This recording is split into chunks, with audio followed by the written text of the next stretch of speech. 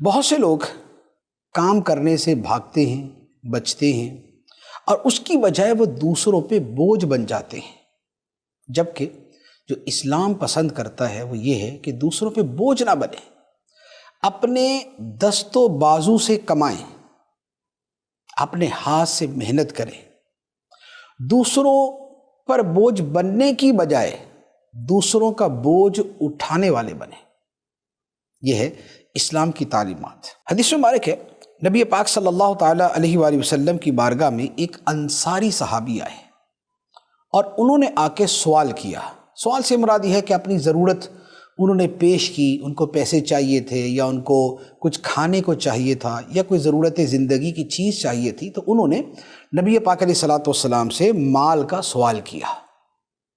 آقا کریم صلی اللہ تعالیٰ علیہ وآلہ وسلم نے اسے ارشاد فرمایا کہ کیا تمہارے گھر میں کوئی سامان ہے؟ تو اس نے کہا جی بس دو چیزیں ہیں، ایک تو ٹاٹ کا بچھونا ہے، ایک بچھونا ہے اسی پہ ہم سوتے ہیں اور وہی آدھا اپنے اوپر اوڑھ لیتے ہیں، ایک یہ ہے، اور دوسرا پانی کا ایک اچھے والا پیالہ ہے۔ نبی پاک صلی اللہ علیہ وآلہ وسلم نے فرمایا کہ یہ دونوں چیزیں میرے پاس لے آؤ۔ وہ صحابی گئے، جا کے دونوں چیزیں پیش کر دی، ایک وہ بچھونا اور ایک وہ پیالہ۔ نبی پاک علیہ الصلوۃ والسلام نے وہ دونوں چیزیں 2 درہم میں نیلام کر دی، یعنی اس کی بولی لگا کے بیچ دیا، اور وہ جو 2 درہم ہوئے تو نبی پاک علیہ الصلوۃ والسلام نے اس انصاری صحابی کو دیے اور فرمایا کہ 1 درہم سے تو تم گھر کا کھانا پانی کوئی چیزیں لے لو، کوئی زندگی گزارنے کی جو بنیادی چیز کھانا ہے وہ لے لو، اور 1 درہم جو ہے اس سے کلہاڑی خرید کے لاؤ، یعنی کلہاڑی کا جو پھل ہوتا ہے لوہے والا حصہ وہ خرید کے لاؤ۔ وہ صحابی گئے، جا کے انہوں نے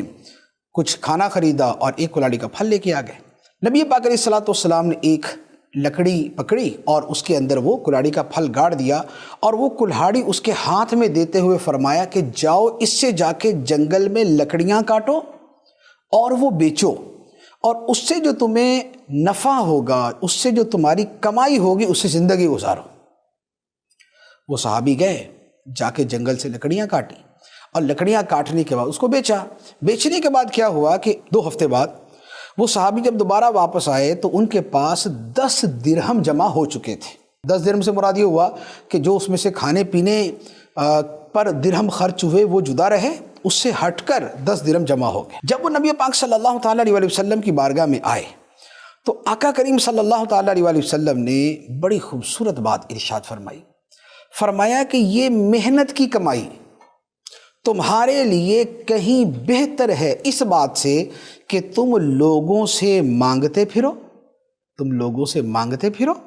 اور قیامت کے روز تمہارے چہرے پر بھیک مانگنے کا داغ ہو۔ یہ ہے نبی پاک صلی اللہ تعالیٰ علیہ وآلہ وسلم کی تعلیم اور حکمت، کہ ہاتھ نہیں پھیلانا، بھیک نہیں مانگنی، دوسروں پہ بوجھ نہیں بننا، بلکہ جس منیمم لیول پہ بھی جا کر کچھ کیا جا سکتا ہے وہاں جا کے محنت کر لی جائے،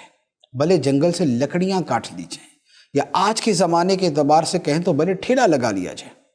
کوئی ہلکی پھلکی چیز بیچ دی جائے، کوئی اپنے کندھے پہ رکھ کے سامان بیچ دیا جائے، لیکن رزق حلال کمانے کی کوشش ہونی چاہیے، کمائی میں دلچسپی ہونی چاہیے، دوسروں کے مال پر